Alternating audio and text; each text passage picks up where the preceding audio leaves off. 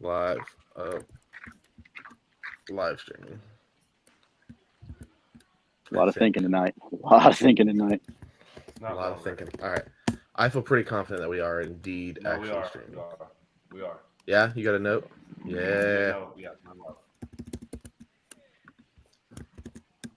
Boom. It's on Twitter. Dude, are you gonna do the show from CHS? You totally should. I really think I might. I don't know. Coach Howard's going to With turn the the lights lights going off off? right now. Yeah, Well, Coach Howard's text him going and to turn tell them him, off. hold on.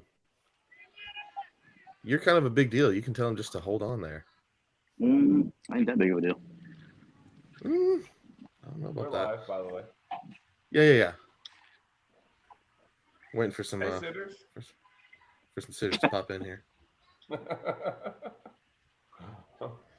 Once I see someone's in the chat, then we'll pop. There's 3 people in there right now. Yeah. Un da trois. Is it? Is it me, you, and Tyler? Because I'm if not so, on YouTube. Yeah. There's I'm not on Clayton. All right, we ready? What's up, sitters? This is Tyler Roth along with Joey Edge Sitters, what's good? and Chris Martinez, What's happening, man? and we are Riverside sitting, Ooh, front porch sitting. You like on that? the Riverside app. On the Riverside. That was kind of That's clean, right. actually. It was. Nice work, buddy. It was a good intro. Joey, for a where are you situation. at right now, friend?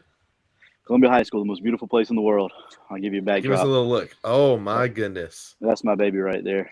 we are front porch sitting on scene. Yeah, man. Just got done with the game. Tell me how about that. We beat a very quality baseball team in Childs High School out of Tallahassee. So, man, that. I'm Dang, that excited was about Childs that. tonight, Yeah, Childs tonight. dude. They're So, not. They're no joke. Yeah, we needed it. We needed a win, and we did it kind of convincingly, 8-3. So Yes, sir. I love that. we did. Boy. Yeah, we did a good I job love that. responding. They put up a couple to go up 1 in the 4th or 3rd, and we ended up putting up 5 in the 4th. So kind of put it away right there. Yeah, proud of the guys. love that. Did a good job.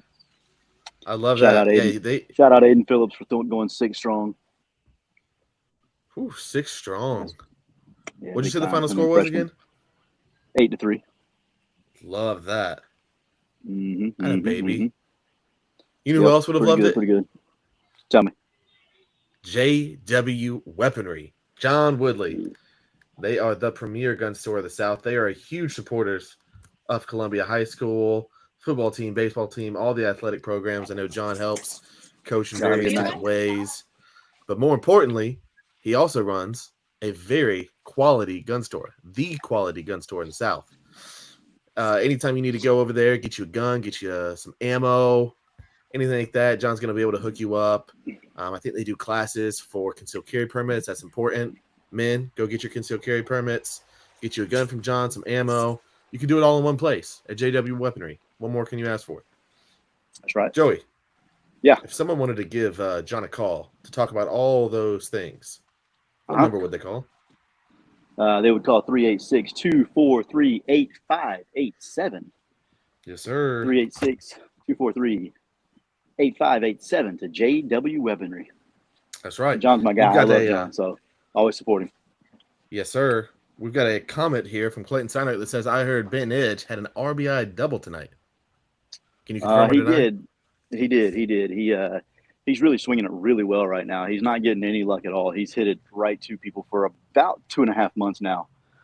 So his batting average doesn't look great, but man, he sure has been swinging it well. I'm really proud of him because he's kind of just fighting through it and keep plugging away, baby. Keep plugging away, keep on keeping on, and it seems like anytime we need a big hit and he comes up, he seems to deliver. Even though he's, like I said, he's hitting it hard, just right to people a lot. Yep.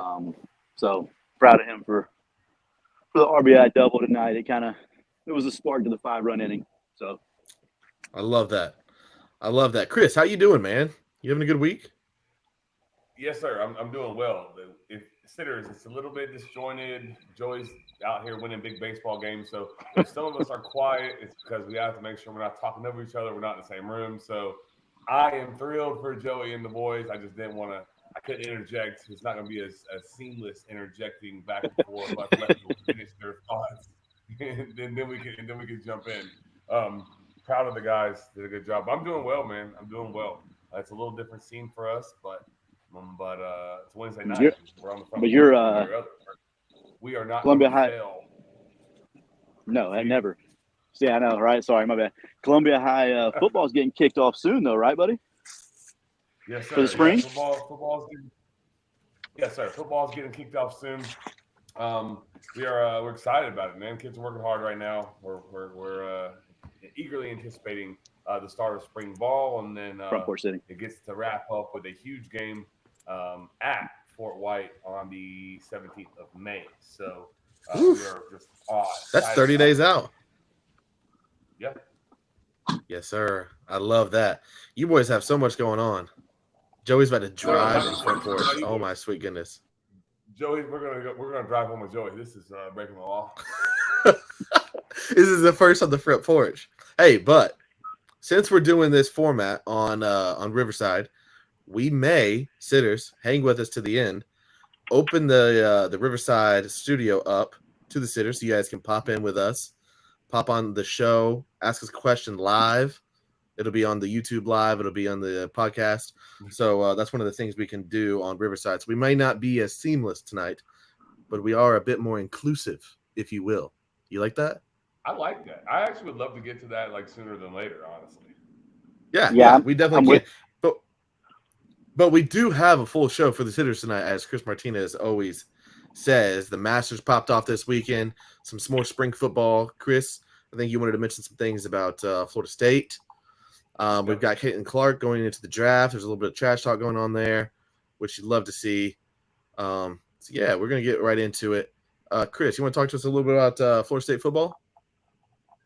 Yeah, so I'll give you guys just like a brief overview, pretty long-winded or not long-winded, but I'll finish it. And then if you have any questions, Joey or Tyler or in the chat, I had that pulled up so I can also look at that at the same time. So just like observations, it's unbelievable the red carpet they roll out for Coach Allen and us, our staff, Columbia High School. They're really, really, really treat us like, I'm sure they treat everyone very well, but it just felt different.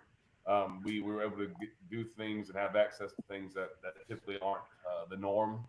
But just kind of some takeaways what I took away from practice. They were in the game field, on the game field, so that was really cool being inside of Doak.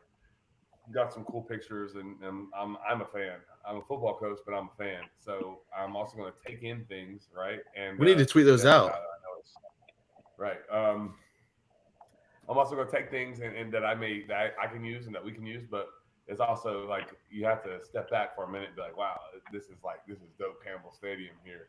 I'm on the field, I'm watching practice, which is always really cool. I don't care how many times you do it, it's really cool. Oh yeah. You know what else was really cool too? Seeing Coach Allen. I never got to see him there. The level of respect that he carries when he goes to a place like that is it's alma mater, of course. So he's a national champion and a team captain, so obviously that comes with it. But it's really cool because he's extremely humble, and you would never know some of the things. But they have access to a lot, which is really cool. Yeah. But taking away some of the things, I'll go offense first, and then I'll pause. And if you guys have questions, I'll gladly answer the offense, and then we'll switch to defense. But watching the offense, I think like some positives was the offensive line. I thought the offensive line was really good. So full disclosure, we got to sit in on team meetings pre-practice. So pre-practice, they go over what they're going to do during practice that day. So they talk about it on the whiteboard amongst each other, person to person. Then they go install it a little bit slower, and then it's like live full speed. So they kind of get it in levels, which is really neat to see. It also helped me as a coach know what I was looking at on the actual field, because I had a 45-minute meeting of what I was going to see and what we were going to be doing that day. But what they do is they go over install, and then they watch practice from the previous day. And I was in the DB room, and the one thing that stood out was like long run after a long run after a long run, and I'm like, did anybody make a tackle yesterday? Like, what the hell? The offensive line was just really, really good blocking. I think it's hard because they're going against your defense. So are you excited that the offensive line is good, or are we sad that the D-line and linebackers had a bad day? Yeah. Or whatever. So it was more more. I think the offensive line has just improved. Joey has us going full Blair Witch Project right now. It's great. I had him muted, which was kind of nice, so I didn't have to hear the keys jangling. Yeah, it's just locking it up. I'm sorry. I'll carry on, Joey. Keep your questions. So I think the offensive I did want line to say is one thing. Yeah. Can I say one thing? What is it? Yeah. The O-line, that was one of the things you were looking forward to most out of watching this group. So to say that they surpassed expectations seems like a really good positive, really good sign for you guys. Yeah, How much of that was like the preparation? Like you talked about, you were in the pre-practice meeting. How much of that is like preparation? I think a lot of it is like it's huge. It just makes sure like because people are different learners. Some people have to be like hands-on learners, and some people are visual learners, and some people have to write it down. There's words for what is it? I don't want to say the wrong one, but there's like visual learners and auditory learners and kinesthetic learners. I believe is the word for like hands-on. Yeah. And so I think Florida State and every university probably does the same thing, but to see it is totally different. Like they got to see it on the board. They had to write down their notes and their binders, which they all had, and then they took it onto the practice field and actually applied it, which was pretty neat. It's to touch each way because everyone learns different. So that was cool. That was really unique for me. Probably not unique for a university. I think that probably happens everywhere, but that was enlightening. It was really cool to see. But yes, the offensive line performed very well. I think quarterback is going to be. I don't know. I'm not going to say he's better than Jordan Travis, but he definitely has a bigger arm and he unlocks more of the field. He makes the defense be more honest in how much of the field they have to cover and respect. Whereas Jordan Travis just was limited on certain throws with his arm. He obviously made up for it with his legs, but with his legs. I think they'll just look. I think the offense will look a little different. I still think it will be okay. It'll just look a little different. The negatives, I think the running back room was fine, but some negatives, I wasn't super thrilled with the receivers, which we kind of talked about a little bit. I don't know if they have like a true, clear, and defined number one. I think they have a couple guys that are capable of being number twos. I'll go ahead and say this. I think they'll be proactive in the portal. I think they'll go get a clear number one if they can afford him. I feel really, really, I know of a name I just cannot say, but I feel really confident. And we were asked not to talk about depth chart, so I'm not going to do that. I'm going to be respectful of Coach Allen and Florida State. I'm not going to do that, but I think they have some guys that are very, very capable of number twos. I don't think they have, in my opinion, in one day, I didn't see like a clear cut number one where I was like, whoa, that guy's like a real game changer. He's going to light up the scoreboard. I do feel very confident that there is a young man that they will actively pursue hard. Whether they get him or not, I don't know. One thing to note too, Joey and Tyler and everyone in the chat, I will also throw you guys have the questions, of course. But the one thing to note, it's worth noting that Florida State is not allowed to recruit this first week of the portal. Portal opened Monday. They're not allowed to host or recruit portal kids right now.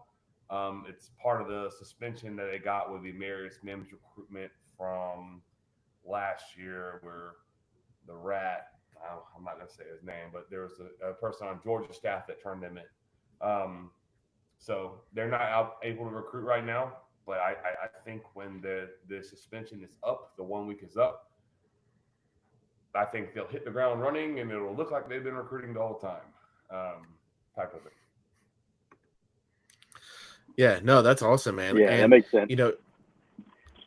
Speaking about the quarterback position, it's going to be a change going. You talked about how the offense is going to look a little bit different.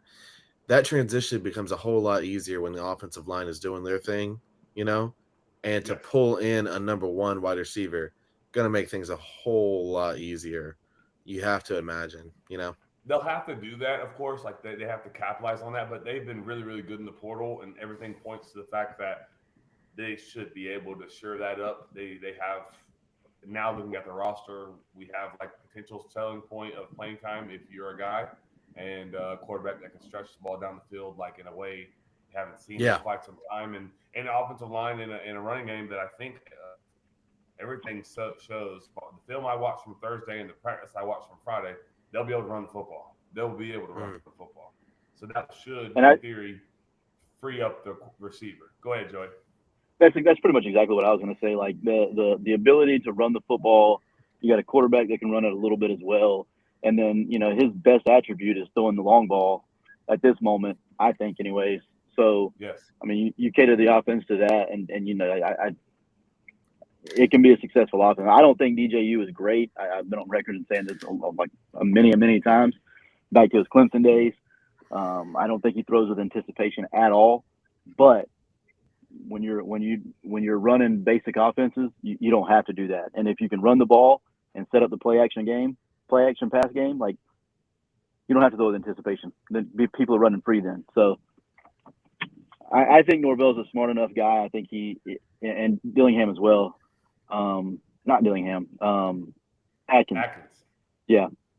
Sorry, Dillingham was a few years ago. Atkins. I think they do a good enough job together of game planning. I mean, you saw it with Jordan Travis. Like he had weaknesses, but he also had strengths, and they were so good at being able to adhere to his strengths. And I think they'll do the same with DJU. So I'm as a Gator fan, I'm a little concerned with that. Yeah, I think overall I was impressed with the offense. Cooey's in the chat. Shout out to Cooey, man. He is like having A1. those guys on is having those guys like that we get to talk to and interact with. Like they're a huge part in what Florida State does. It's huge. They're a big deal. And I don't say that like tongue in cheek, like trying to prop them up, but like they're extremely important into like a day-to-day practice. As a matter of fact, I got a chance to talk to them afterwards. Columbia High School was well represented. We probably had 7 or 8 coaches that went, which was really, really cool. But like I got a chance to talk to some of those guys a little bit pre-practice, but more so after. Like they work, man. They freaking work their butts off. Like they are running and moving, and that's one thing of Mike Norvell. Like that guy's level of energy, you read it all the time. Like, man, he's like the Energizer Bunny, and no, it is freaking nuts. Like you'll look up and he'll be yelling at somebody like across the field, and then the next minute he's standing next to you, which is 100 yards away, yelling at somebody else. I'm like, what? Where did you come from, man? Is there a tunnel system here? Like, what the freak? He's on go the full 2 hours, and people they'll comment and they'll let you know that it's like that every time. But so what I will say is that the staff has to be the same way, all the way down to the equipment guys and the GAs and the student assistants. Like they all, it's efficient. They freaking work. It's very impressive operation, honestly. Yeah, I love that. Anything else from Florida State? I can flip to the defense unless Joey has any questions. Or Joe, you make home? Yeah, I'm home now. Wait, you're not home. That is your house. It looks okay. Yeah, okay, gotcha. You're home. I'd recognize that black stone anywhere. That's right. That's right. I'll flip the defense. I think with defense, I thought the secondary is as talented as it's been in a while.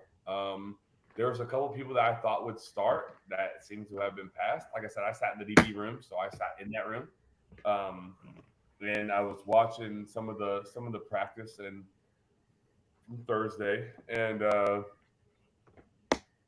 think they're young. Like they're young, but they're like extremely long and talented and can run.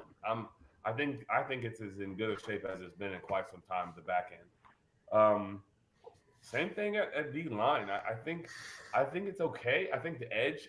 I'm gonna separate them. I think the edge with Marvin Jones Jr. and Patrick Payton is like. I truly don't think there's gonna be a ton of drop off on the edge. I really don't. I'm not saying Marvin Jones Jr. is Jared Verse. He looks like him though. He does look like him. He's a huge human. He did not do what Jared Verse did on Saturdays, but. Not many can, bud. No, it's next to second to none. I'm very intrigued with those two. I think the ones behind them can get the kid from Oregon State look good. He looked good. He's powerful. He's physical. Byron Turner. I hope he doesn't hit the portal, but like number 54 for Seminole fans, if you don't know, I thought he really he looks really good. He's a sophomore. He looks really good. Like I was extremely impressed with him. But I'm afraid, like I think he's probably Florida State's 4 or 5. I think he could be somebody's 2 or 3 and get more reps. So With that part being said, I think then you look at the interior, and I know they're missing. I just wasn't blown away. I think last year you have Fabian Lovett, who was your guy that came off the bench, your number 3, who will be drafted this year. That's a huge luxury, so it's kind of unfair to compare. They don't have their number 3 won't be drafted, in my opinion, as it is.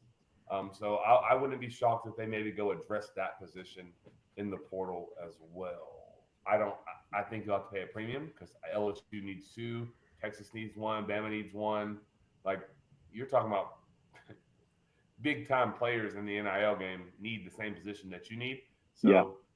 But I would not be shocked, Joey, if they do go address that need. I think Grady Kelly, the kid that got from Colorado State, is like a discount version of Braden Fisk. I think he's serviceable, but he's not what they got in Braden Fisk. Which again, right. will be drafted. It's not necessarily fair to and relatively that. Early as well. Yes, he made some money here recently. And then I'm gonna open up to you, Joey and Tyler, if you have any questions in the chat as well. Linebacker. A lot of attention to linebacker. So I think Blake Nicholson, the kid they got from California last year, so he'll be a sophomore. I think he'll be really good. I don't know how good he'll be this year, but I think he'll be really good. Like, I think he'll be like a borderline, like all ACC or whatever conference they're in. Well, let me stop. If it's ACC, no, he's an all ACC linebacker. But if it's like the SEC or the Big 12 or Big 10 or Big 45, whatever the hell they are now, I don't know that he's an All-American in that league. But in the ACC, I think he'll be an All-American as a junior. So not this year, but like the next year. He's bigger and stronger and faster than Kalen DeLoach. He just still is making some mistakes. Faster, like based off GPS numbers, they were the catapult systems. Like, I'm not just saying bigger, stronger, faster. Right. Legitimately taller, legitimately heavier. He legitimately ran faster in a game than DeLoach. DJ Lundy didn't practice, so it's not. He came out late. He was not injured. I think he probably in classes or something. I don't know. He didn't practice, so I didn't get to see him. So we were pretty deep in the depth chart, and it looked like it. I'll be honest, it looked like it. I was a little concerned with like linebacker play, and our buddies from Tallahassee already told us kind of that was a concern of theirs too. So I co-signed that concern. So if matter of fact, the kid today just hit the portal from Louisville, big time player for them. Wouldn't be shocked to see Florida State kick the tires. When's Florida State spring game, Chris? This Saturday, Joey. It is Saturday. What happened to my Wi-Fi? My Wi-Fi is terrible? No, you're good. You're chilling. No, Mahoney said that in the chat. But yeah, so it's not dial-up, but it is slow. But with that being said, it's Saturday, so it'll be interesting to see some of the young kids, like the young kids, the freshmen, early enrollees, sophomores, kind of get a majority of the playing time, and let them like showcase their ability. I don't care to see a whole lot from the older guys. I know what they can do. Love that. Yeah, that's about all I got for them. I think Chris did a really good job of explaining what he saw and what he liked and what he didn't like. Before we talk about the spring football game for your Florida Gators, let's first talk about a guy that loves the Florida Gators. How do you say? Brian Sports. Joey, can you tell me about Brian Sports? Yeah, man. I went to Brian Sports today, got me a pair of baseball pants because I'm a little bigger than I used to be. My pants were starting to get a little too tight. So I went, got me a new pair of baseball pants because for some reason high school baseball coaches have to wear pants. I think it's the dumbest thing in the history of mankind, but doesn't matter. Here we are. But I went there today, and just a genuinely good human being.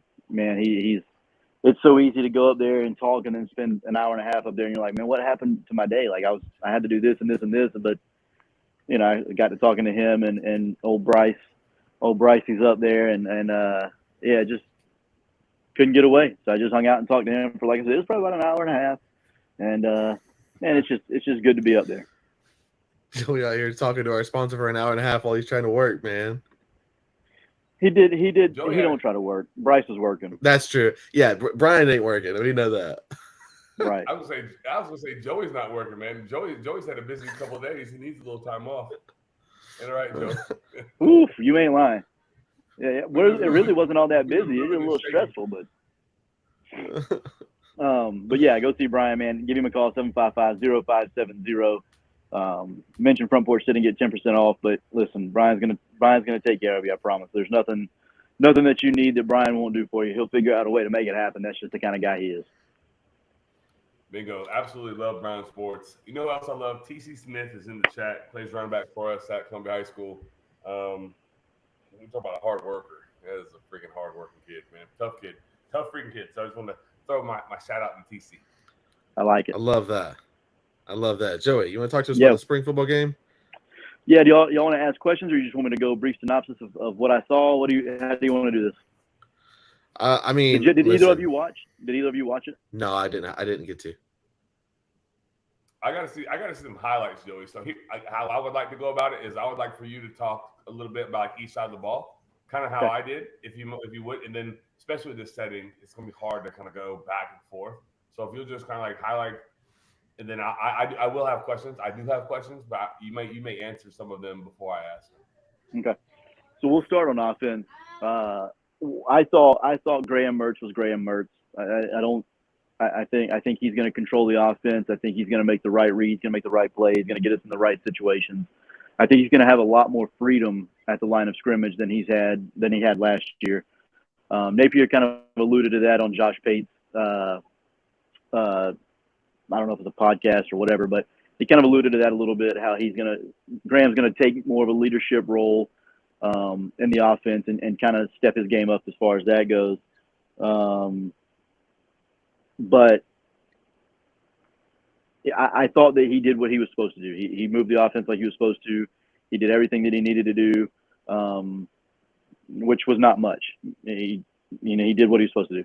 I thought DJ Lagway was freshman-esque. He showed glimpses of being just freaking outstanding. And he missed a couple of throws with some questionable footwork and that kind of thing, which I'm okay with as a freshman. You know what I mean? Like, that kid's he's gonna be a star. I hope he sticks around at Florida. I really do, because he is going to be a star. I love everything about him, his leadership ability. Everybody raves about how the players love him. So we love that. That's a good thing. The running back room, I told you guys I didn't think that there was going to be a huge drop. I know you're losing ETN. It seems like it will be, and it will be, because that guy's a different caliber player. But I mean, I've said this for years. Running back's a plug and play position. Like, you plug a guy in and he's going to get 7 yards. The other guy may break the other one for 50 at some point, but it's a plug and play position at the end of the day. And that's why they don't get paid in the NFL, because it's a plug and play position. So, but I like the running back room. Jordan Ball looked really, really good. Jackson, Ja'Kerry Jackson, number 24. I thought he looked really good. He flashed early and often. Kind of every time he touched it, he was picking up 7, 8, 10, 12. So I liked him. Obviously, what you're getting in Montreal. Offensive line, I thought was okay. It wasn't great. There was times where I thought that they looked good, and there was times where I was like, same old, like nothing's changed. You know what I mean? Like, it's just the consistency is where I have an issue. It's not the good stuff. It's the consistency of, can I be great at all times? And I thought Saturday the answer was not really. I think the receiver room's in a good situation. I don't think there's much to talk about there. Trey Wilson is electric. I mean, anytime you're going like 6 for 110 and a tutty in a spring game, like, you just got it, and he does. He's a different caliber athlete than most. Rumors are Andy Jeans maybe hitting the portal. I hope not. I really, really, really like Andy Jeans' game. He's a very good route runner. He's got good hands. He's got good speed. He's going to be a good receiver. Same thing with Lagway. I hope he sticks, and I hope he stays at Florida, because if he does, he's got a chance to be really good too. But the room in general, like, it's a pretty deep room. Anytime you lose Pearsall, obviously a player like that, it's not easy to replace him. But Florida's in a good position right now at the receiver position, so I'm not terribly concerned there. Do y'all have any questions on offense? I mean, I do. So you mentioned I didn't get to watch. I guess I didn't get to watch it. Matt Mahoney said it's on SEC Network right now. It was not, unfortunately, during right. It was on SEC Plus or something like that. Like, I don't know that. Yeah. I think it's on ESPN. The app, it's on demand too, so you could go back and watch it. I wouldn't if I were you. There's no point in it, but Yeah. So I'm going to rely on you. That's what I come to the front porch for. So I'm going to say this too. Like what you mentioned about running backs, you mentioned that running backs, like I think I heard it best described, like they get the yards that are blocked for them. And then you have a guy like a Percy Harvin or a Dalvin Cook, those guys we love, like who takes what's blocked for them, they make one or two guys miss, and then turns to 50 or 60. Etienne, I think Etienne was one of those guys, but we also like first downs too. So I understand where you're coming from. With that being said, but as far as back to quarterback, you mentioned that Mr. Lagway had a couple of like questionable throws with his footwork, right? Like those are things that can be coached. Do you think they give him like packages like in this season? I mean, because the highlights were high, they looked really, really good. Do you think they give him an opportunity to take like meaningful game snaps? That's the question. I finally found it. Do you, Joey, think they find a way to give him meaningful game snaps? Not garbage time, not mop up duty, not working our butt speed. Here's some reps. Meaningful. We're in a game. We think you're pretty good. Like reps. Honestly, I don't know. There was most of the offseason, I said, yes, I do. I truly believe that he's going to have packages. He'll go drives. It'll be his drives. Mertz won't come in the game at all. But I'm not so sure anymore. And it's not because of anything negative on him at all. I think that kid is going to be electric. I think he is electric now. I think he could go in and compete right now. If he was the starter today, I think that Florida could compete in games just because of his ability. They might lose a lot of those games because of the inability to be consistent, which is normal for an 18-year-old. I mean, yeah, you've said it a few times now. I think that I don't remember where I was going with that, but no, I don't know for sure that he gets the packages, Chris. I'm not positive on that anymore. I think that in certain games, I think he gets those. But I don't know. I don't know that we see him in Miami or against Miami the first game of the year. If it's 10-7 at the half or 21-17 at the half, I don't know that we see a DJ Lagway package. I got you. Fair enough. We kind of talked about running back already. Offensive line was a concern of mine for Florida. I think like the season total for Florida is 5.5, and I think, in my opinion, the only way that they're under that with the offenses in like output. Obviously, if the defense keeps giving up 50 or 40, then they're going to be the reason why. But if the offense can't go score, they scored a lot of points last year. I know people are frustrated with some of the offense, but like they scored the football. I think the offensive line has to be consistent. I think they have to be key. They're going to be key, and I was kind of concerned with like no shade, but like Richie Leonard that transferred from Florida. I shouldn't say he's going to start. I think he's in a position to compete at Florida State, and I think they have pretty good guards, honestly. So I do think, I know they was kind of shrugged off as like, oh, whatever, okay. I think that's a bit of a loss. He started every game for you last year. There's an outside shot he starts at Florida State, who don't have a lot of tackles, but they do have quite a few guards. They like him a good deal. So I just think, with you, I think the offensive line has to be consistent. They've got to give Mertz time. I don't think he'll do great when he's sped up. I think he does a very good job when he has time. And he's in the running game is working for him. You can plug and play any quarterback for that statement. Like, if the running game is working and the offensive line gets time, most likely the quarterback's going to do well. Right. Some can improvise. Some can improvise better than others. I don't think Mertz is like an improvisation is the word I was looking for, type of quarterback as much as what you may need if it doesn't get blocked up. That's all I was getting at. Yeah. And like you mentioned with Florida State about certain positions, I think Florida will probably lean on the portal pretty heavy. I think they try to get 2 or 3 just to create depth. And I don't think that they have the depth they want, but I don't think they have the top end talent they want either. So, a couple of maybe 1 to 2 guys that potential starters, and then maybe 1 to 2 more that are depth pieces. That's my guess. I don't know that to be certain, obviously, but that's just from the outside looking in. That's what I see the needs are right now. I think you need a couple more offensive linemen to be truly successful. I agree, and then I'll let Tyler steer us. But I think especially at that position, like there's going to be attrition. Like people are going to leave. You're going to have injuries. Like there's going to be things that happen. They don't stay healthy. Never, hardly ever does a starting 5. Very seldom does that happen where the first 5 start the whole 14, 12, 15, however far deep you go games. It's very unlikely. Right. So if the floor is relatively low after the starters, that gets to be a bit concerning, especially in a league like the SEC that is so physical. It is. There's no way around it. It's a different brand of football.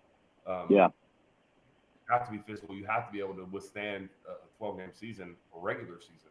And if you have goals of the playoff, then we're talking about even more games. So I think they will. Obviously, also, I think they'll address the portal. They'll address that position group in the portal. But just like Florida State, you better have that pocketbook open because it ain't gonna be cheap. It ain't gonna be easy. Everyone is trying to address the same that position group in the portal. So right, trenches, I agree. Those guys get absolutely paid. To Andy Jean, before we get off of it, I was told it's Alabama. We'll see. It hasn't hit the portal yet, right? Not to my knowledge. He may have today whenever I was busy, but I haven't seen it. I haven't seen it as of 9:49, but I also have not been looking at it either. We've been at practice too, so yeah. But I know Alabama is trying to improve their room. They remember what happened to them. Their roster got ransacked. I think Florida State's Greedy Vance is going to leave and go there. So we'll see what happens. Yeah. Couple questions in the comment. Matt Mahoney said, "Is there an offensive player that will be first team all conference?" Trey Wilson. Yep. Trey Wilson. Not even close. I mean, I think Montrell. I think Montrell has a chance because I think he's going to get the majority of the carries now. I do think Trayon Webb will get a little bit, and maybe one of the freshmen, maybe Ball, maybe Daniels, maybe the JUCO transfer Jackson. Maybe one of those guys gets some carries, but I think Montrell is going to get the majority, and I think he's a good enough back as long as he stays healthy to where he's a guy that possibly could. But Trey Wilson, to me, in my opinion, is first team All-American right now. Preseason I would co-sign that. I think if there is one name, it would be him. But I will, to Matt's point, I don't know if you can find I know you said Montrell Johnson, but I don't know if you can find a second in that conference. Maybe Mertz. I mean, if Wilson is, then Mertz probably has a chance. Somebody's got to throw him the ball. Not really. They could just hand it to him and let him do his thing, but that's a whole other story. Yep. Sherman Wells commented and said the only thing that he's really worried about is the play calling, but you can't really tell anything in the spring game. No, you can't. And we'll kind of get into that a little bit here in a minute.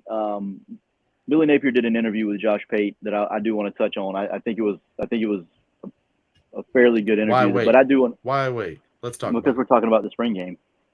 Okay, fine. I was done talking about the spring game. I was trying to transition. Oh, well, let's transition to defense. Yeah, good call. Fair enough. Joey, before we get too deep in it, let's go group by group. So you talk about a group. I might have questions about that group. All right, D-line. We'll start there because it's the trenches, the front end. Let's.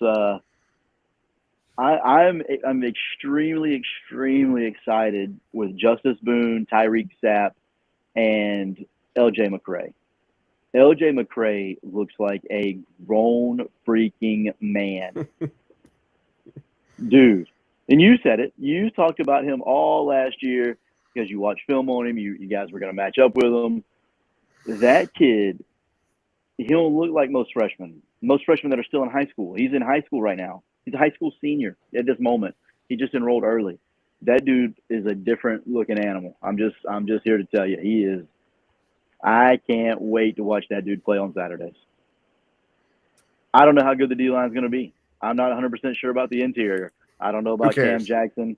I don't know about Slackman. I'm not 100% sure about these guys. Those three, Boone, Sapp, and Craig. Let's get to 3rd and long, please. I love that. So let's stop there. I'm gonna stop you there. Yeah, I watched this high school tape and I was like, what the freak? Like, Florida State, we cannot miss on him. We cannot miss. Like, we cannot. I know there's some there's a lot of stuff behind the scenes that it'll probably come out, but we can't. I'm not gonna be the one. Like, he was a Gator, but I think some family is on the staff, allegedly. But he's so good, dude. He is so good. I don't know how you don't. He won't be off the field this year. You'll see him. He'll be a household name this year, as a true freshman. I agree with that. Not normally, especially on the line of scrimmage. Right. And then Justice Boone was an absolute freak show before he messed up his knee, right? Yep. Had ACL. He was one that had an outstanding game against Florida State 2 years ago in November. It was not his fault that Florida State scored 45 or whatever. He was a baller. I think he got a targeting call, I believe, right? I think something crazy. Or he hit Jordan Travis super hard. I don't know. But I remember. I think he did get a. Yeah, I think he did get a targeting call. He did. It was in the third. It was in the second half. It was in the third and fourth quarter. Like, it was a pretty big one. Hey, so did y'all made a bowl that year or no? Yeah. Damn, never mind. I was gonna say, does that follow him till this year? Like, because he didn't play. When does he have to sit on his half?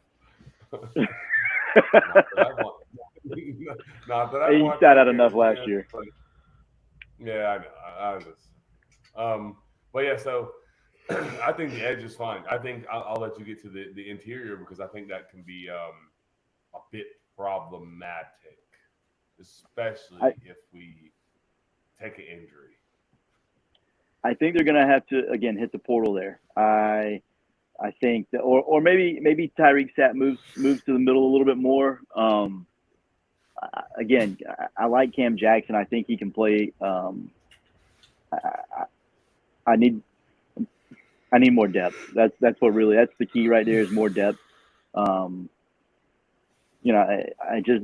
don't know that the depth is there right now. I don't know. The interior of the defensive line is a little scary for me. But I don't really have much else. Joey, in that conference, I think, in all conferences, on the lines of scrimmage, the trenches, like, you have to have depth. I think that's what Florida State. So what I will say about Florida State is, like, the first line was fine. The second line, fine. Third line, fine. Like, it didn't nothing really blew me away. It's like, but there is something to be said for that because there's not a huge drop off from like 2 to 5. Like that matters, especially in the line of scrimmage, especially over the course of the season. Like those 3, 4, and 5 are going to play 300, 200, 300 snaps. Like they're going to play a lot of football. So they can't suck. They can't suck because if they suck, then you only play 1 and 2 and 3 early. And then those guys have 700 snaps at the end of the year. You can't hold up at that position. And that's why it matters. I think people are like, oh, why the heck are the subs in the game? Because it's a 12-week season, and we have to be ready for the next phase. Like if we're making the playoffs or we're making a conference title, or like you have to have guys that are healthy. So that's what it's scary a little bit in the trenches is, if you do suffer an injury, God willing, hopefully it doesn't happen. It sounds like Florida got out of the spring pretty healthy, which is the biggest key. Right. You can't have it. You just can't have it. Yeah. I mean, and there's guys that can kind of swing in and maybe play the interior. TJ Cersei comes to mind. So I mean, there's guys there. I just don't know for sure that they're. I don't know. I don't know. I just need more depth. That's really all that matters right at this point for me on the D line. I think the core 4, core 5 guys are going to be good. After that, it's a crapshoot, and that's not exactly probably where you want to be. And like you said, depth on both lines of scrimmage are key, and we need some depth on both. Let's go backer room. I'll be honest, I didn't watch the backers all that much. I watched Jaden Robinson when he was on the field because I care about Jaden because he's a Lake City guy, CHS grad, and so like I focused on him. I thought he actually played quite well. He gets downhill, which we knew. There was a play he got lost on, and it ended up springing for kind of a big one. But he was the guy. He was one of the guys that chased him down to also be in on the tackle too. So, you know, the drive, the effort's always going to be there with him. I hope that he's there and he plays well. I hope he gets a chance to shine. We've talked about Shamar James for a couple of years now, and I think he's kind of taking that next step. He looks like he's in that leadership role a little bit more. He looks a little more physically fit, like he's kind of put on a touch of weight, and good weight. So I am excited to see him. Manny Nunnery just hit the portal. Cool. There's a couple other guys that freshman. Huh? I said it was kind of ugly how he went too, but we'll get to it. It was, and that's, you know, it is what it is. But Miles Graham, freshman, I think he's going to play some snaps. He's another physically gifted athlete, just a monster of a human being. He, like I said, physically gifted. Yes, I'll go in the linebacker room. I think he's a freak show. Miles Graham, I think he'll have to play some. Shamar is a big time player. Obviously, we loved him when he came out of high school. His skill set is intriguing. I think he has to learn how to play linebacker. I think that's part of it. I agree. But like Jaden Robinson, I want him in Tallahassee in the worst way. And I'm not saying that I'm trying to make it happen, but I am so trying. Sorry, I'm the one that's tampering, but I can't get in trouble for it. Like I want that kid. He would play in Tallahassee. He would play in Tallahassee. That will not happen for us. He's a Gator. I'm halfway joking, but like he would play at Florida State right now. I really think he's going to get significant snaps at Florida this year. I really do. I think that I think there'll be a couple. Yeah, I think there'll be a couple that'll kind of rotate early. But I think with his skill set, his size, his speed combination, I think he'll be the one that ends up taking kind of control over that other inside linebacker position. And so a quick thing that fans can take into account when like hearing spring game awards, when someone gets given like who may not necessarily be like the designated starter, the penciled in starter gets given the headhunter award. It is like typically like they believe that, of course, but it's also like, hey, don't go anywhere. We value you. Like you're a guy. Let it play out. Like you're almost buying yourself a little bit more time when you do something like that. They believe that. I'm not saying they don't believe that, but like you don't give that to someone who you don't think will ever be a contributor. You know what I'm saying? Right. So 100%. So I think it's like it's not like a hey, don't leave. We're giving you this just so you don't leave. It's not that. That's not what I'm saying. But there may be an aspect to like, hey, it may take like a game or two for things to work out. Like, just trust the process. We're going to take care of you kind of thing. Like, we value you. Yep. But I think that's it. Like, Nunnery, we'll get to that when we talk about the interview because I know Travis Smith just asked earlier, about special teams. And then Matt Mahoney also had a very good question, which I'll let roll free when we get done with the back end, Joey. But we can move it on down to the secondary, and we can talk a little bit about the secondary. I think can we do this real quick? I'm gonna ask one question. What would you grade the D line? And you give me a grade, and then we'll go to linebacker, and then we'll go to the secondary. and then we'll just forget about the offense for now. We'll give them all passing grades. We just didn't put in grades for them. But with this group, let's talk about give me a D-line grade, linebacker grade, and then we'll talk about the secondary, and then give me a grade on them as well. The whole D line, or just the interior, or just the you want to do position by split position? them because I don't think it's fair. I think let's go edge Yeah. then interior. Edge, I would give a B to a B plus, somewhere in that range. Interior, probably C, maybe C minus. All right, so before you get there, so it's 86 to 87, 86 to 88 for the edge, Yep. And then the interior we're talking about like 75 to 73 ish. College football is coming out, so we want to make sure we get our overall grades in as well. Of course. Backer play overall, top to bottom, I'm going to give probably right at a B, maybe a B plus as well. I was actually pretty impressed with some of the guys, Jaden being one of those guys. So overall, top to bottom, I thought the depth was actually pretty good. Guys that didn't play much last year, Deuce Spurlock. I thought Deuce Spurlock played a good game.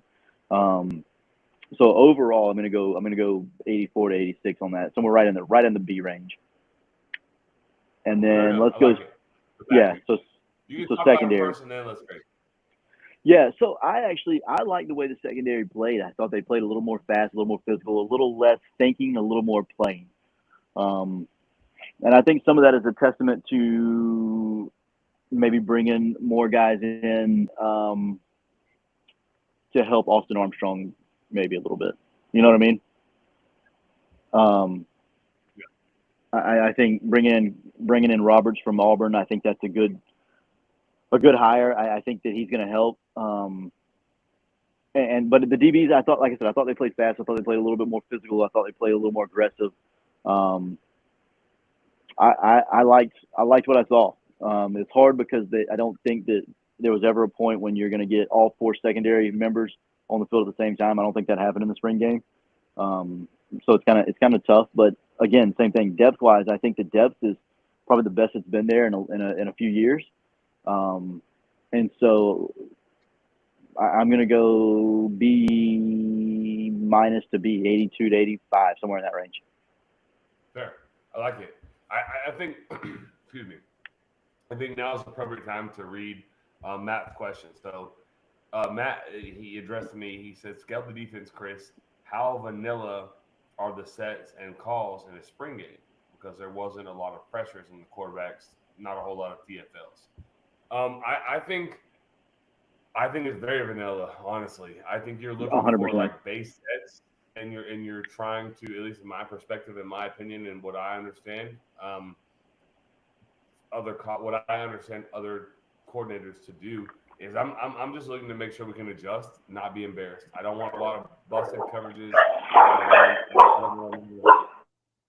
Gosh, the dogs are fired up. I don't want a lot of busted coverages. I don't want a lot of missed assignments as far as not fitting the runs right, which result in long runs. I'm just looking to play like sound football. Run, tackle. It sounds simple. It sounds stupid to say, like cliche to say, but like just run and hit.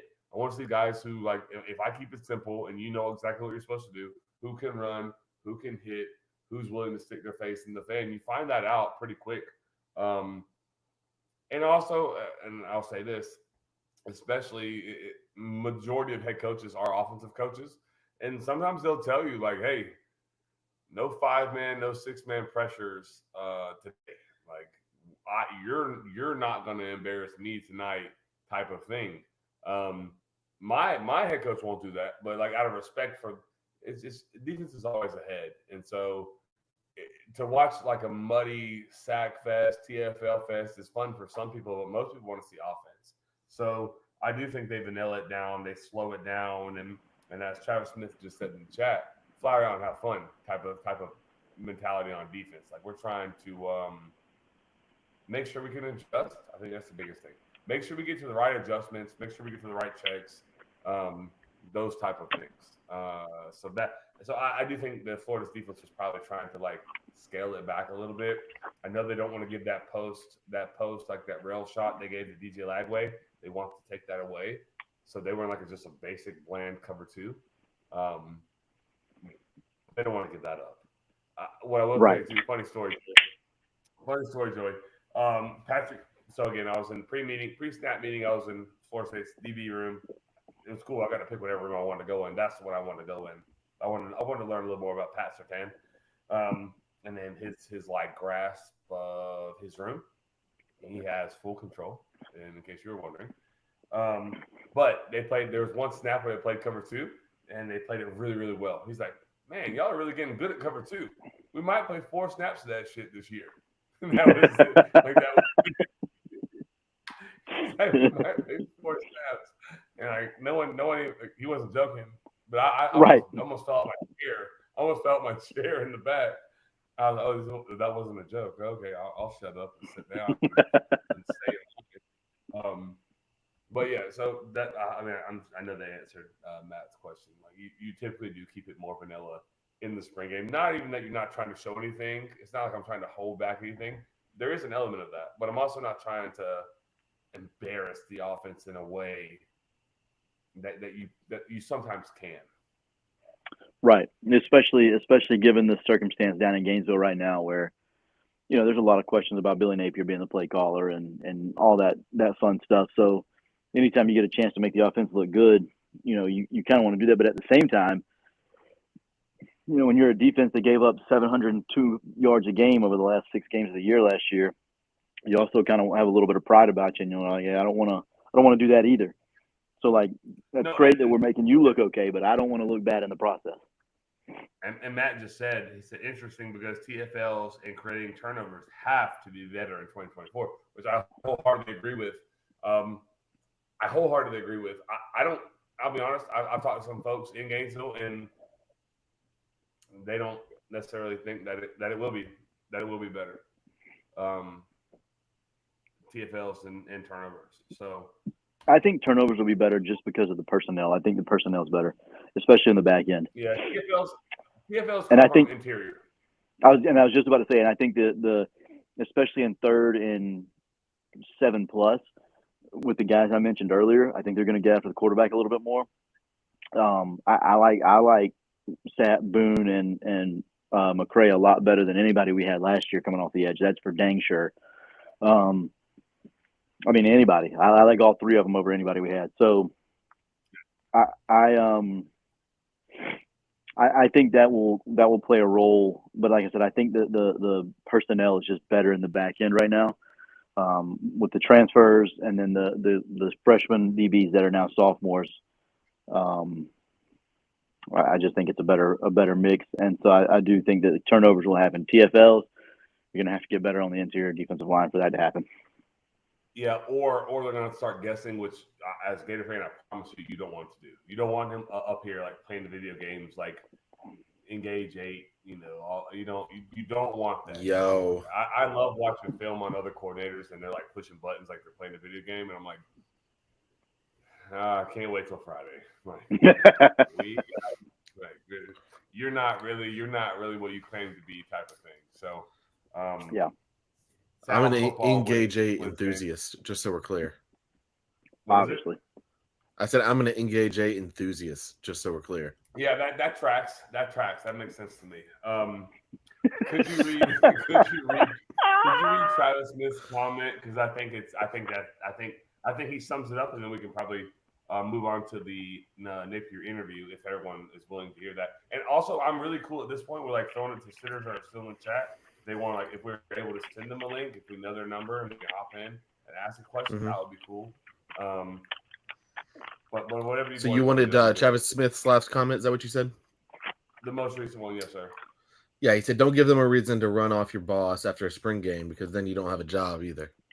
Facts. Yeah, yep. Big time. Especially when his seat is probably a rather warm. Probably, yep. And that's before they played any games. I agree because I don't know this to be true, but I'll be willing to bet you that Billy Napier said, "Hey, we probably need to come out and have a nice performance. If you send a 6-man pressure, that's your ass." And it's probably that simple. Like, I know it sounds crazy, but I've heard it before. Yep. Speaking of a nice performance, Chris, you want to see a nice performance from a barber, a true barber. Where could you go? So I think we should first tell Joey how he can make his screen black so he can eat in peace. I think we should do that. There you go. And then second, Tyler, you would go to Josh McCardle, man. Like it's far and away. Like, I'm due right now. I am so due. So am I, Chris. Schedule. Yeah. Well, maybe when are you on the schedule for? Whenever Josh allows. Okay. So I'm not actually on the schedule, so whenever Josh tells me to come by. Thanks, Joey.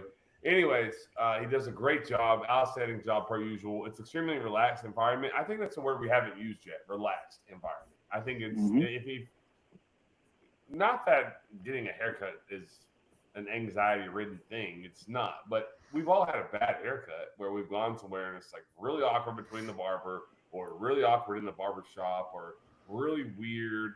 There's none of those vibes at all. It's just very relaxed, professional. He does his job, timely manner. Make sure you're right. Don't be surprised if you get up out of the chair. He looks at you for a minute before you shake his hand bye. And he's like, "Hey, sit down real quick. Let me fix that line. I'm not comfortable with how it looks right now," because that's happened at least 4 times. He's just not gonna let me walk out of the door without being perfect in his eyes. So. But it's a really relaxed environment, and he does an outstanding job and makes you feel comfortable. So you can watch sports. We watched baseball the night that I was there. We watched Florida State baseball. It was good. So I highly recommend him. Obviously, he's a sponsor, and we love him, but we use him. You know what I mean? It's not like somebody we don't actually go see. So, Tyler, if somebody wanted to, or Joey, I don't know if you're ready, but if somebody wanted to get on the schedule, just text them. It's easier. For him, he's busy. What number would they text Joey? They're going to text 386 whoa 247-1430. My guy. 386-247-1430. Joey, you know what I just realized? So your number is kind of 14. Kind of. That's like your alternate number, 2314. And then my number 1430. Right there, the last 4 of the digits of Josh's phone number. How about that? I literally just realized that for the first time. Probably because I just did the ad read for the first time and read his phone number, and I don't ever normally listen to you while you're talking. That actually explains a whole lot, to be honest. Except for when we yell at each other and fight, and then the podcast ends, and then we yell and fight some more. Then I listen to you. I don't think you do. I think that's the problem. Hey, did you watch the Masters this weekend? Yeah, I did actually. What did you think of the Masters? I have a wait. I have a beef to pick first with you. Not with you. Okay. Not with you. Listen, all I saw on my timeline was Tiger made 24 straight cuts. Is that right? Yep. Is that passed the leader, right? Fred Couples? For the Masters, yeah. He withdrew last year. How does that not count against you? Like, what are we talking about? That's the dumbest thing I've ever heard in my life. Are we done with the Tiger slander? It's not even slander. It's just like. Oh, you want a Tiger fact? Tiger fun fact? Anyone ready for it? In 2000, when Tiger had his crazy stupid run, he made $10 million on the tournaments that he won in 2000.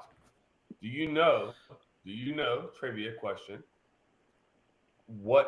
I need guesses. How much money would he have made if he won the same tournaments in 2023 or 2024?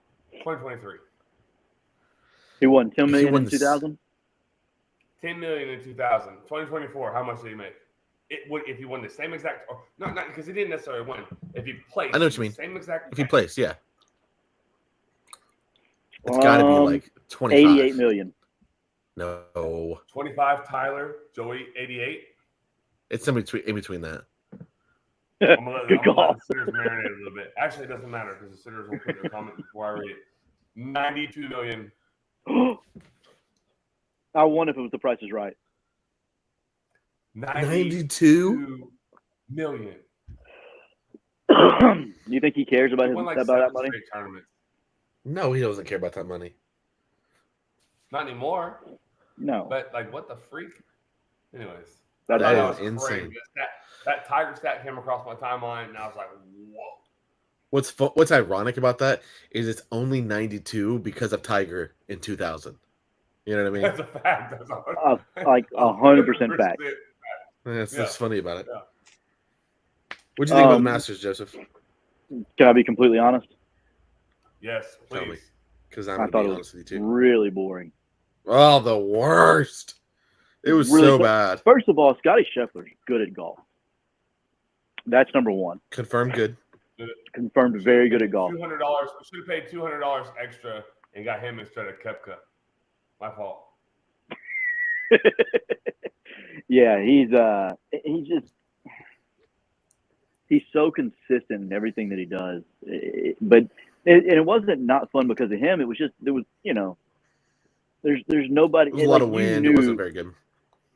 But you knew, like, Saturday, I knew for a fact that nobody was going to compete with the guy. I didn't care what happened after. Like, you know what I mean? Like, it doesn't matter what's happening in that moment. By the end of Sunday, it was like a foregone conclusion that Scotty Scheffler was going to win by 3 to 4. Mm-hmm. There you go. Christopher? You want to know the only man that could have beat Scotty? His wife. His wife was the only thing that could have stopped him from winning that tournament. And everyone knew it. Everyone knew it. Really, the child. Do you? Yeah, it's more the kid than her. Do you think that if he had a 4-shot lead on 12 and she called on Sunday when he was on 12, do you think he goes or do you think he stays? He stays. On 12 is crazy. On 12 is the perfect number. 12 he stays. Bro, I really don't know. Because 12 I'm he gonna tell stays. you what. So I had a living room full of people, and my family came over, and they're like, "I guarantee his wife told his caddy, whoever's in charge, if he's winning with a 4-stroke lead, do not call. Like, don't you dare, and whoever's in her the room with her, do not call. Like, we're gonna push this thing off. It's $3 million. What are we doing? Like, that's what my wife said that. My wife said absolutely not. You just have to invite me forever because I would not have told you. Chris would win the Masters and come home with a 7-year-old baby. If it was for $3 million. It wasn't my fault because I'm everywhere saying I'll be there. I'll never miss it. But it'd be my wife. It would have been my wife that did it, not me. Hey, on Friday, you know we picked our golfers. I picked Victor Hovland. That was like my guy that I picked. On Friday, I called Joey. He was in second to last place. Yeah. We said don't play Victor. That's worse than Brooks. Whew, it was bad. I picked Colin Morikawa as my second pick. If he doesn't hit the ball in the water, like he has a chance to go get Scheffler. Probably not, but has a chance. Yeah. He still finished top 3 though, right? 4, 5? Somewhere in that range. 3 to 5, somewhere in there. I don't remember exactly where he finished. I'll say top 5 finish. That's not bad. Yeah, no joke. I agree. You want to go to the Napier interview? I want to get some of these. I want to get some of our sitters in the chat. That's what I want to do so bad. All right, sitters. No, I'm serious. Tyler, is this possible? Yeah. If they want in, can we just ask? Like, can we just send them a link and they just hop in like how we hopped in? Yes. I'm trying to make it so that there's a waiting room though. I just feel like everyone in our chat right now is somebody that we have their number. We can send them the link. We don't have to send it to randoms. I don't have access to the chat at this moment, so. I do.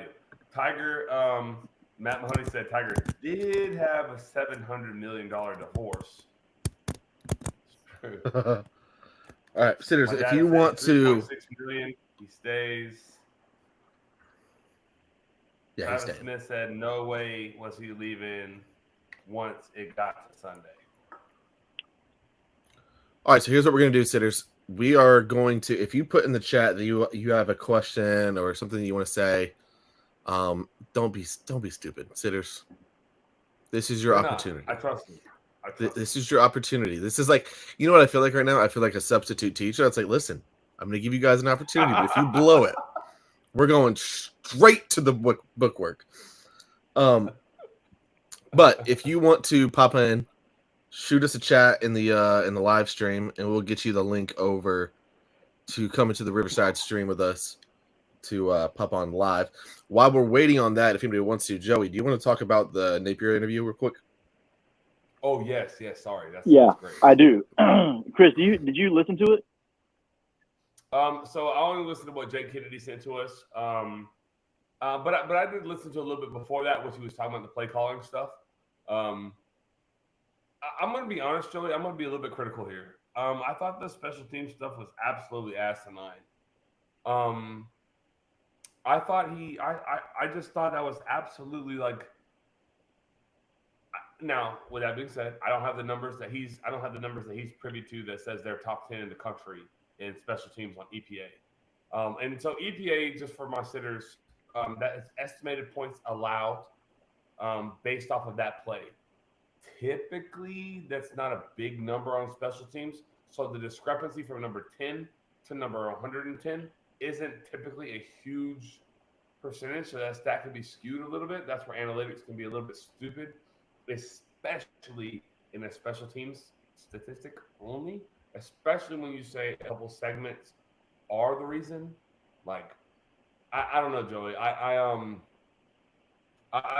thought it was a little bit foul, like to run out 10 in the spring game. Whatever, it's a spring game, and that's a little, to me, that's a little bit different because.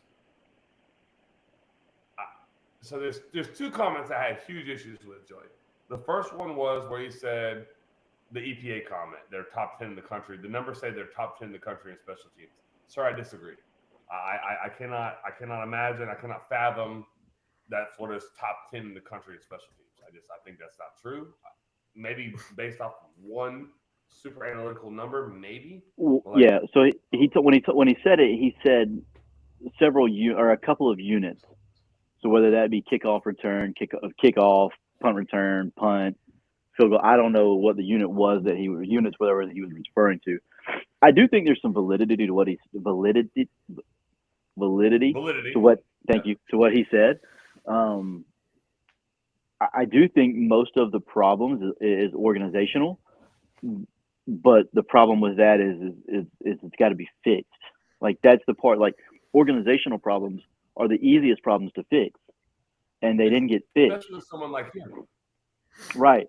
And so they're the easiest to point the finger for sure. Like that's right. you.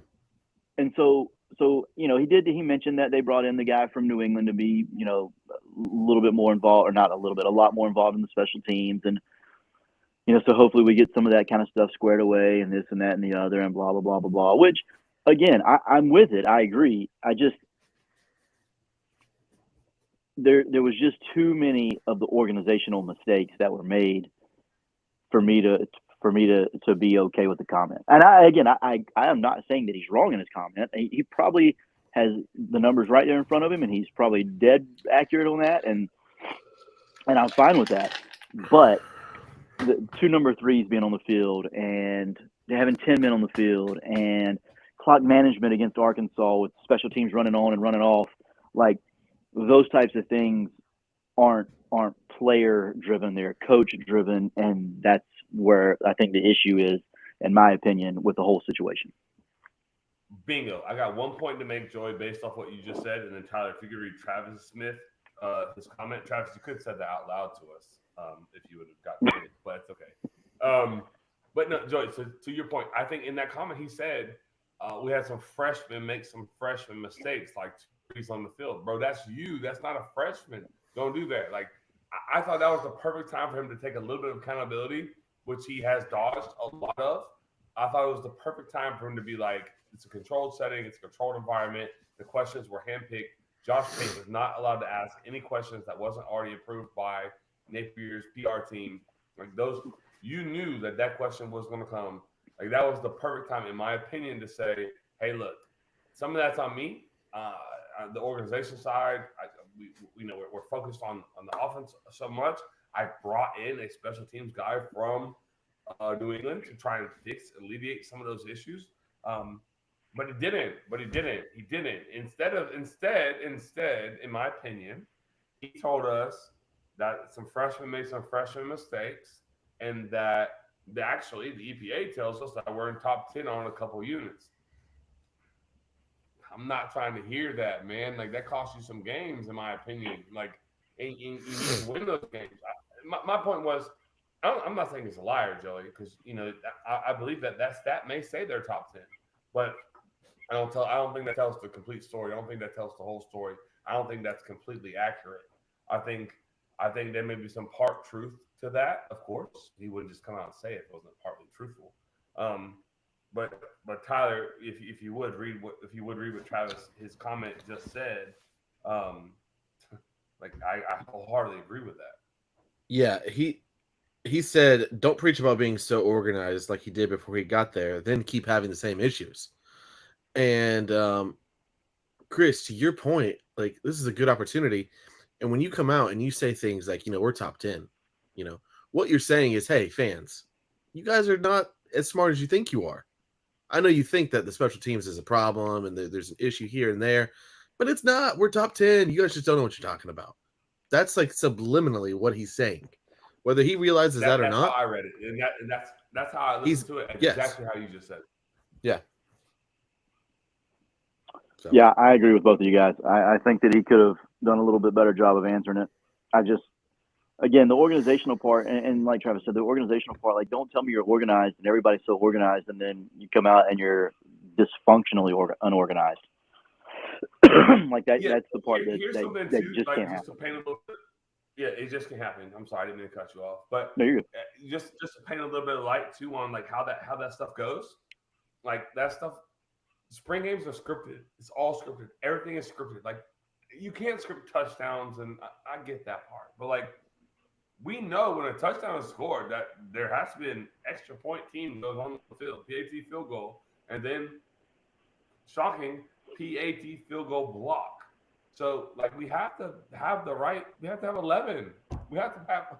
Like, there's no excuse for that. Like, and I have been on the bad side of that. Where here's the crazy part. It was a miscommunication between me and my coach. He thought we were in a different package. We come out of a freaking timeout, like a time freaking out. And I said, hey, we're going this. He heard something different. He puts in a different subgroup. We have 12 on the field out of a timeout. That's unacceptable. That cannot happen. That's unfathomable. It happened. I literally had to yank a kid off the sideline, off the field, moments before the snap. Like, that was a communication breakdown between me and my staff. It wasn't anything that had to do with a player going rogue, a freshman making a freshman decision. No, dude, get the right number of people on the field, and it's the coordinator, it's the head coach's job to do so. Like, if you're the head coach, that falls on your shoulders. Like, yes, you have a special teams coordinator, but you didn't fire him. So, like, okay, well, I don't know. Own it a little bit. Like, own it. It's okay. Own it. Like, the fans aren't going to be the ones to fire you. Yeah, that's true. I think the other notable part of that interview. So I'm going to say two things. One, there's just a lack of energy that he brings to the interview room and everything that he does. Really, there's just not a lot of energy being brought. So that's one thing. But the other part. So do I. Yeah, me too. But the other part that people are talking about is him calling plays and him, and he long-winded said that he feels like he's the best option to call plays at the University of Florida still. And I'm okay with that. No, yeah, but he went he went around the world to say it. Like it took him. It was about a 2-minute answer for him to ultimately at the very end say, "I feel like I'm the best option to call plays at the University of Florida." Which, and you've said this before, as a head coach, you want your stamp to be on it. And so, like, if I'm going to get fired, I'm going to get fired because I did something, because I'm not doing my job, not because I hired somebody else to do a bad job, right? So I get that side of it. Yeah, no, I get that. I do. I get that side of it. But if you're going to do that, and I don't think that he's the worst play caller in the world. I don't think that he's the best by any stretch of the imagination. I think that when he's in rhythm, he's good. When anything goes out of the ordinary, he struggles. And if he's calling plays, then somebody has to be able to step in and be a part of the clock management team. Because that's so far in his tenure, he struggled mightily with doing both. Like one, okay, the other maybe, but doing both at the same time, it's been an issue, a huge issue at that. The middle eight has been abysmal since he's been there, and that's like you. It's really hard to win close games when you're getting beat in the last 4 minutes of the first half and the first 4 minutes of the second half. It's hard to win close games that way. But in the same breath, he did talk about how Russ Callaway is going to be a lot more involved in the game planning. He's going to be a lot, and I think that you started to see that at the end of last year. I think that he started getting that role a little bit more at the end of last year. And I do think that having another voice to interject and, you know, maybe bounce ideas off of, I think that'll help. I just, like I said, like Travis said, if you're going to be like really organized, I don't know what that was. If you're going to be really organized, you better be really organized. Sorry. Kill the stream. Kill the stream. No, keep it going so we make sure Joy doesn't get hurt. No. I thought I heard footsteps. I thought we were gonna have to get a little crazy around here for a minute. It may have been a squirrel or something, but squirrel. It's always gonna have to get wild. We know what it is. It really is a squirrel. I agree. I think he did say, like, I wish we could just come again, like accountability and like own it, like just own. Like if I'm going, I think we may differ a little bit here, Joy. Like if I'm going down this year, like if we think Billy Napier goes down this year because they don't win enough games or whatever, it's going to be because of me. It's not going to be because of a first-year experiment because I'm getting pressure from fans. Never. If I'm getting pressure from anyone, like the AD or the president, I don't care who it is, I am not going to be fired because of an experiment that goes sideways. I'll be fired because I just didn't get the job done. Whatever. Like, okay, like it is what it is, but I've been saying that. I said that 5-6 months ago. Like I don't care what y'all say. He's not going to take play calling out of his hands. He's just not going to do it. He has right. Who can make him? Nobody. Nope. I mean, they can fire him and then now take it out of his hands, but you're going to pay him. And he believes in him. You don't get to that level that he's at right now without doing it himself. He believes, right, wrong, or indifferent, big ego, small ego, whatever. That's who you hire. You hired somebody who believes in himself. When he sat down in the conference room and went over strategies and his philosophy and his program pillars and all those things, he told you about his ability to call plays. He didn't say I'm gonna hire an OC. So yeah, I never thought that was feasible, honestly. There's one person that could get him to not call plays. Because it's the only person that he's gonna have a job after this year, and that's DJ Lagway. If DJ Lagway was like, listen, I'm walking. If somebody else ain't calling plays, he'd be like, all right, bet. I got to switch because the only reason he's going to be there after this year is DJ Lagway anyway.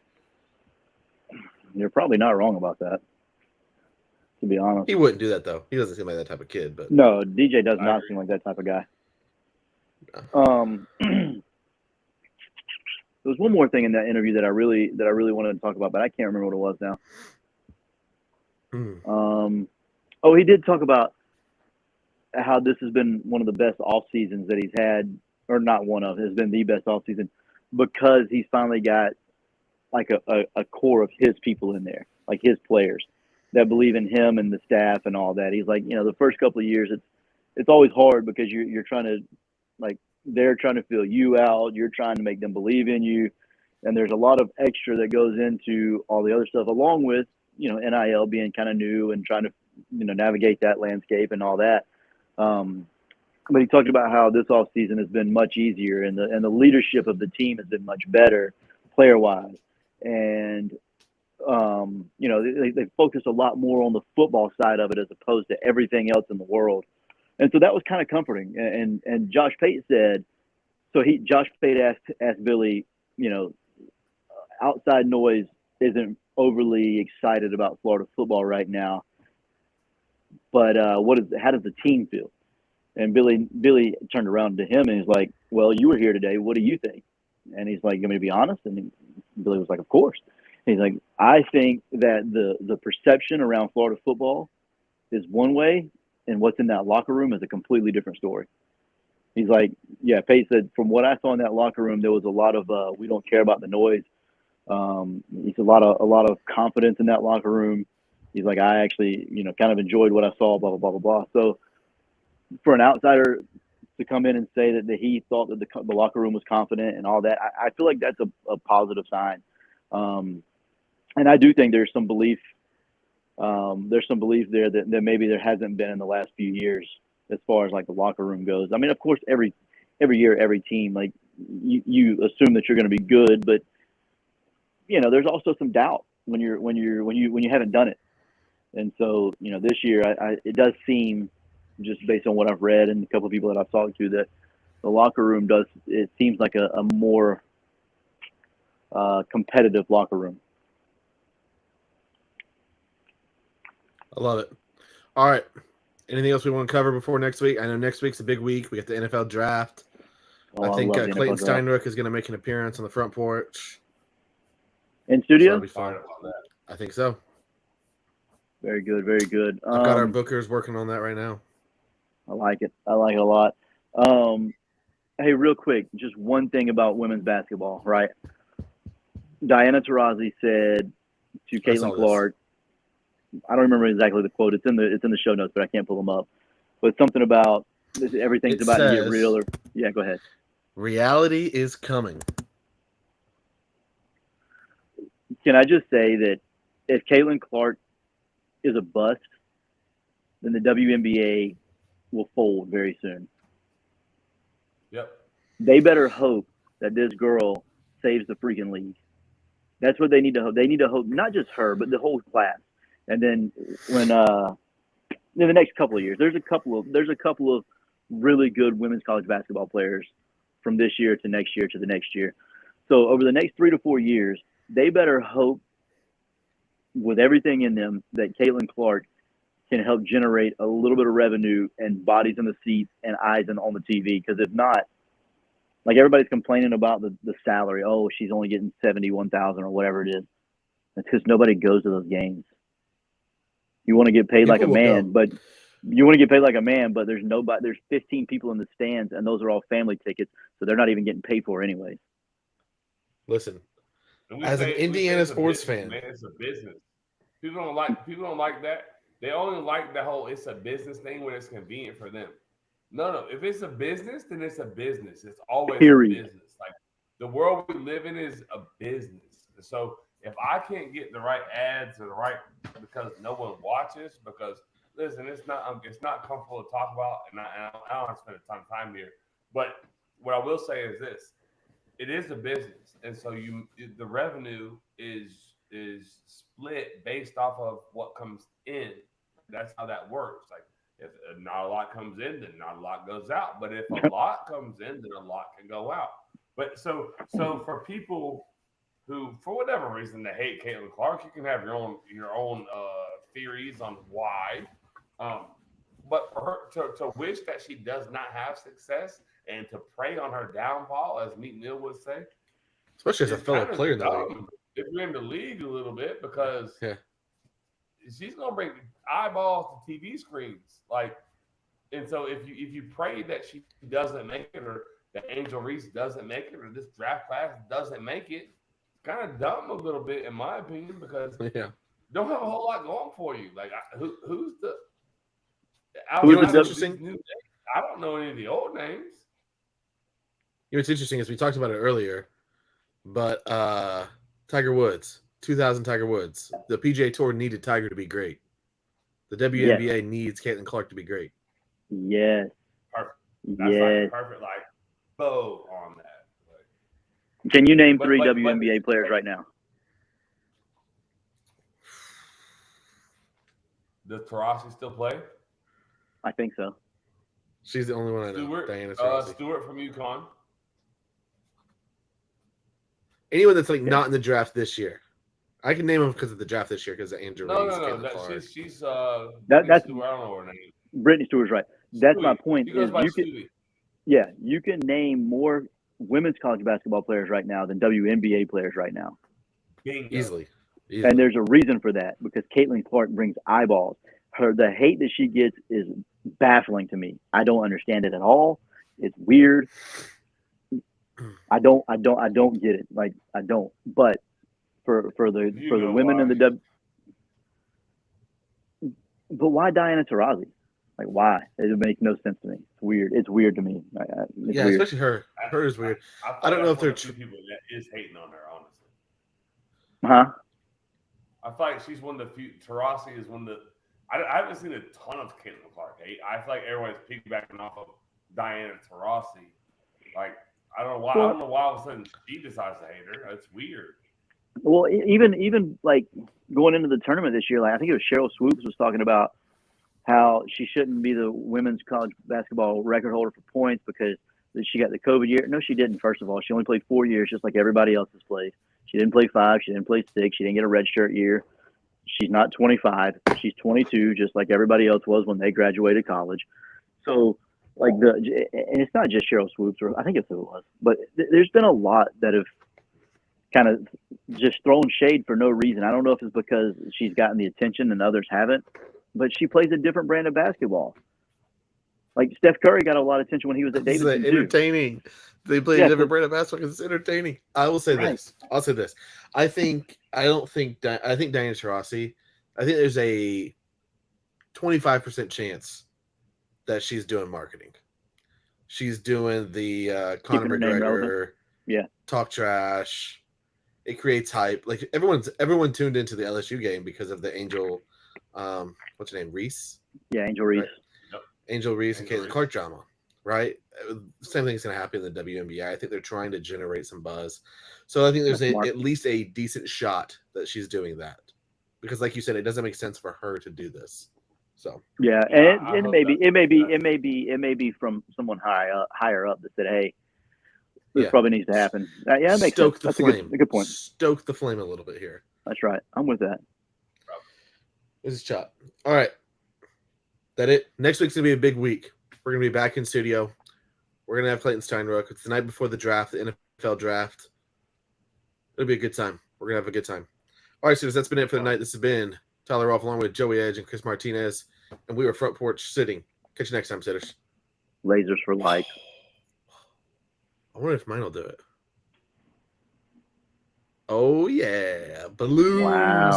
Wow! Remember the OG balloons? Yeah, that was a good time. I know. I didn't know what to do. All right, later, boys. Later.